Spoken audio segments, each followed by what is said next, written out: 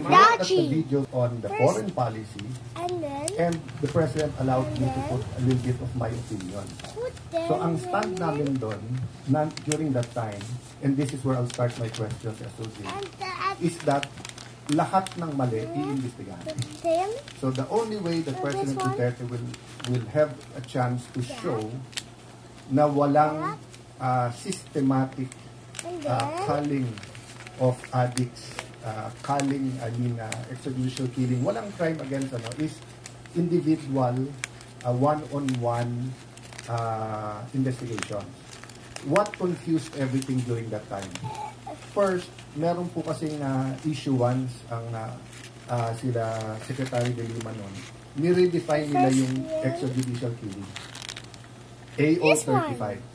Kaya yung 13,000 knowledge, may final ba ang DOJ noon or Special Prosecutor against Duterte na 2010?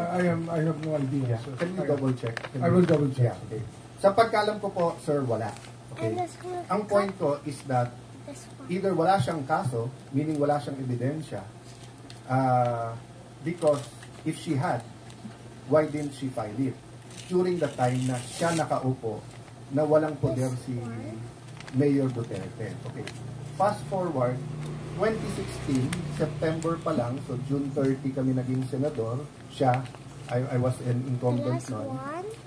July, last week of July ang third week ang SONA. So July, August, September.